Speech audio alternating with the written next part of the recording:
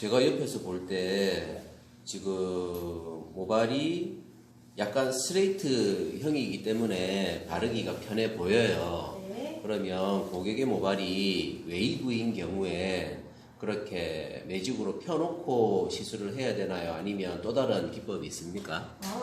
이게 이제 파마가 많이 되어 있는 모발 같은 경우에는 저도 드라이로 피고 합니다. 굳이 매직기를 다 펴서 할 정도는 아니지만 그래도 블로드라인은 좀 하고 있는 편이고요. 지금 이렇게 보시면 여기 이제 약간 웨이브가 진 거잖아요. 그래서 이 정도의 웨이브가 했을 때는 그냥 시술해도 되지만 말 그대로 펄이 좀 많이 되어 있다라고 해서 컬이 좀 많으면 그런 경우에는 가급적이면 드라이브 좀 키시고 시술을 하시는 게 훨씬 더 효과적이세요. 왜 그러냐면 일단 효과적이라기보다는 편리성인데 웨이브가 있는 상태라면 브러쉬를 가지고 할 때 이 웨이브의 형태를 그대로 같이 따라가 줘야 되거든요. 근데 그렇게 하려면 아무래도 시간이 좀 더 소요할 수밖에 없겠죠. 그래서 시간을 줄이는 방법은 일자로 내려 그리는 게 훨씬 더 편하니까 펴서 하는 게 훨씬 더 편하고요. 웨이브가 있는 상태에서 하게 된다면 내가 손놀림도 웨이브의 형태를 같이 유지해줘야 된다라고 생각하셔야 될 것 같아요. 그 외에 빗미시를 할 때 정말 이건 주의를 하셔야 됩니다라는 내용이 있나요? 일단 제일 중요한 건 브러쉬의 각도인데 보시다시피 약이 전체적으로 균등하게 발라져야 되기 때문에 약을 바르실 적에 이 손이 대부분 미용사들은 약간 이렇게 떠 있는 상태가 돼요. 그래서 내가 약을 바른다는 건 머리카락이 있는 상태에서 일직선으로 그대로 타고 내려와야 되는데 대부분 원장님들은 이렇게 바르는 경우가 많습니다. 그래서 여기에 있는 약을 갖고 전체적으로 바르려고 하다 보니 아무래도 여기에 약은 묻지 않고 여기는 이 약으로 다 써야 되잖아요. 그래서 결국은 약이 여기는 무듬이 있는데 여기는 발림이 되지 않는 그런 케이스가 많이 있습니다. 그래서 약치를 할 때는 반드시 서로가 일자가 돼서 같이 내려와야 되고 내려올 때는 몸도 항상 같이 숙여져서 시술을 하게 된다면 어느 부위에 약이 묻어나지 않는 그런 현상은 생기지 않을 것 같습니다. 커트 자를 때처럼 각도하고 자세가 그렇죠. 중요하겠네요. 그럼요. 제가 예전에 인테리어 강사님들이랑 이렇게 교육을 받잖아요. 그러면 그분들이 항상 말씀하시는 게 커트와 디자인은 항상 각도가 일치한다라는 얘기를 많이 하세요.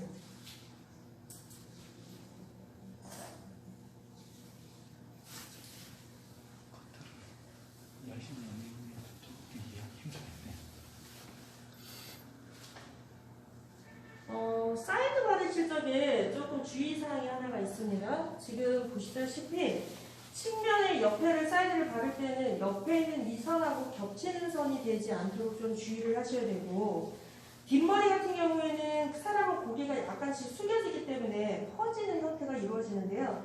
앞에는 숙여진 상태에서면 약간 뭉치는 현상이 생길 수가 있어요. 그래서 가급적이면 같은 선을 가지고 형성하는 것보다는 약간 피아노 건반처럼 긴 선과 짧은 선을 이렇게 사이에 넣어주는 것도 조금 효과적으로 표현하실 수가 있을 겁니다.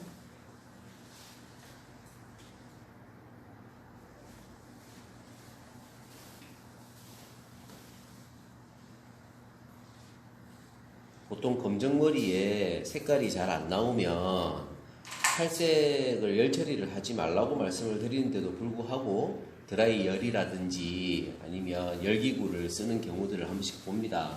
그럼 이 페어 같은 경우에 열 처리를 어떻게 해야 합니까?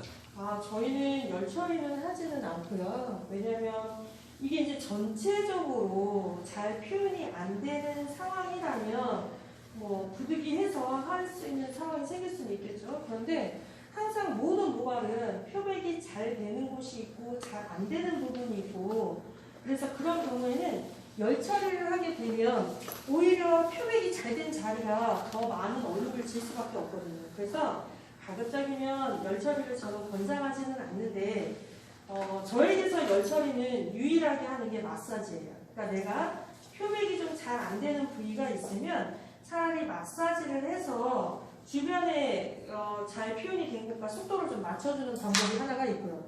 또 마사지를 하는데 그 마사지 시간이 너무 많이 걸릴 것 같아서 이거는 고객에게 오히려 불편을 줄 것 같다라고 판단이 들면 그럴 때는 저는 필요한 부위에 랩을 설치를 해서 오히려 하고 있습니다. 그래서 만약 하나 내가 이 부분에 너무 표백이 안 된다 싶으면 랩을 조그맣게 잘라서 이 부분에 열이 도망가지 않게끔 그렇게 저는 좀 하고 있습니다.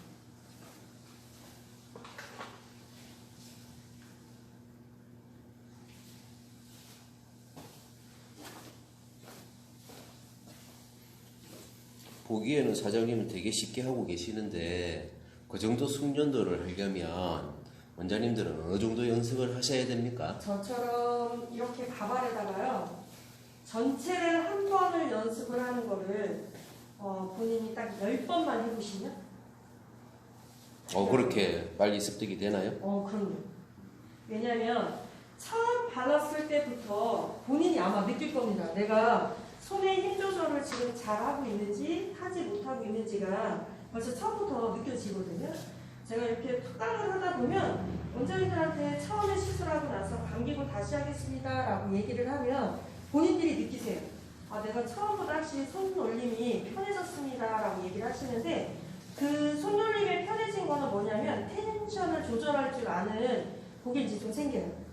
이게 브러쉬로 메시를 한다는 건 결국은 머리카락을 밀어내겠다라는 게 아니라 그냥 공중에서 그대로 바른다라는 게 목적이 되셔야 되거든요.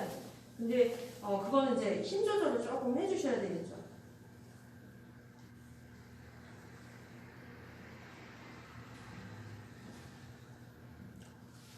퍼머 로또 할 때 텐션 주고 안 주고 그런 그렇죠. 의미처럼 들리는 것 같습니다.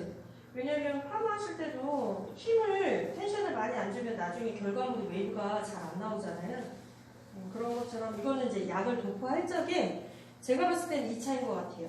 약을 바를 때 우리가 이렇게 바르는 경우가 있어요. 네. 예를 들어 이렇게 바른다라는 건 모든 전체 머리카락을 다 스며들게 약을 바르겠다 이런 소리인 거거든요. 근데 지금 제가 모발을 잡아서 이렇게 바르겠다라는 건 제가 지금 잡은 위치에 표면에만 바르겠다라는 거지 안까지 다 바르겠다는 표현이 아니기 때문에 그래서 이렇게 브러쉬로 메쉬 작업을 하게 되면 굉장히 좀 자연스러운 효과가 있어서 처음에 디자인을 좀 경험하지 못한 고객분들 있잖아요. 그런 분들 같은 경우에는 오히려 코일 처리를 해서 강하게 하시는 것보다는 이렇게 자연스럽게 처리를 먼저 좀 하고 경험을 좀 해보시는 것도 나쁘진 않으실 것 같습니다.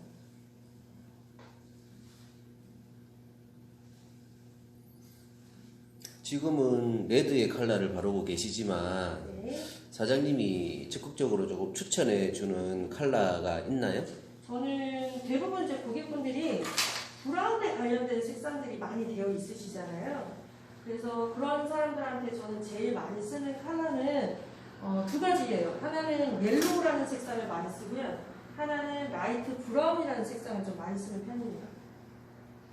우리가 염색을 하면 일반적인 염색을 하게 되면 가량 명도상으로 봤을 때 거의 한 8번에서 9번, 10번 정도 되는 염색을 하시는 고객이 있고요. 두 번째 케이스는 염색을 좀 밝게 하기를 원하시는 분들은 슈퍼계열이라고 해서 산화제를 좀 2배, 3배 쓰는 연모제들이 아마 있으실 거예요. 그래서 저는 일반 계열 연모제, 즉 연도가 1번부터 10번인 연모제를 사용하는 케이스는 전 라이트 브라운을 좀 페어에 라이트 브라운을 많이 쓰는 편이고요. 만약에 이 사람이 염색으로서도 최고의 밝기를 주는 연모제, 산화제 2배 쓰는 연모제 이런 걸 쓰는 분들이라면 저는 좀 옐로우를 많이 쓰는 편입니다.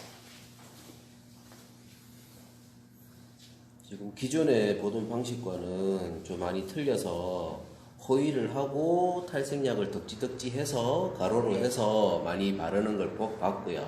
근데 지금 사장님은 되게 슬림하게 바른다 해야 됩니까? 네. 이런 식으로 바르는데 지금 약은 기존의 방식대로 호일 작업을 하게 되면 어느 정도로 들어가고 지금 이 방식으로 하게 되면 약이 지금 되게 많이 남은 것 같아요. 저는 지금 이제 과정이 다 끝났거든요. 네. 자, 이게 이제 저한테는 브러쉬를 이용하는 발레아주라는 거는 이제 시술이 끝났는데 전 지금부터 방치 시간을 일단 30분 정도를 줄 겁니다. 그리고 나서 결과를 보여드릴 건데요.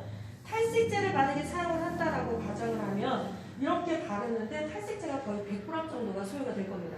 근데 페어를 가지고 시술한다 그러면 아무리 많이 들어도 30g 이상은 들지 않아요. 네, 그래서 30g에다가 산화제를 1.5 1.5배를 혼합을 해서 지금 이제 사용을 하는데 사실 저는 그러고도 지금 약이 좀 많이 남은 편이에요. 예, 약이 많이 남아서. 왜냐면 여쭤보는 지금 겁니다. 영상을 찍는 거기 때문에 제가 좀 약을 여유 있게 좀 잡았단 말이에요.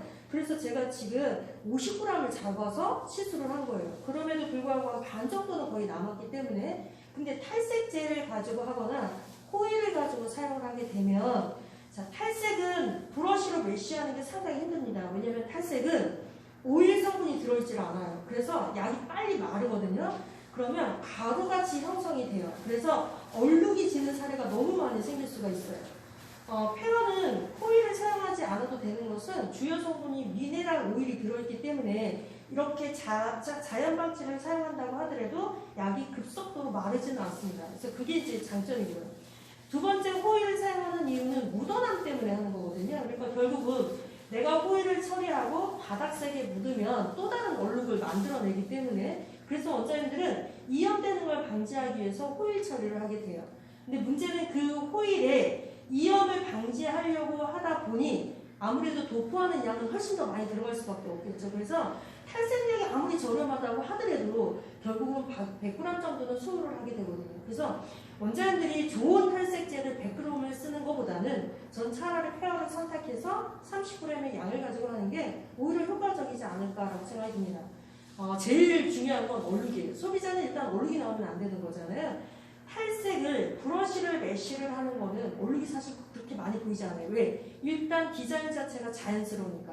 근데 호일을 처리하게 되면 손상이 많이 된다면 많이 빠지고요. 건강한 자리는 잘 안 빠져요. 바꿔 말하면 그 자체가 얼룩이 훨씬 더 많이 지기 때문에 호일을 하시는 분들이 제일 문제는 얼룩이고요. 두 번째는 손상도입니다. 호일을 하게 되면 열이 밖으로 도망가지를 못해요. 그래서 건강한 자리는 괜찮은데 손상이 많이 된 데는 정말 탈색 한 10번 한 것처럼 이런 결과물이 나오거든요. 그래서 그런 걸 방지해 주려면 가급적이면 실온에서 호일을 쓰지 않고 그냥 자연의 상태를 이용하는 게 모질에는 가장 효과적이지 않을까라고 생각이 듭니다. 네, 강추 시간을 갖겠습니다.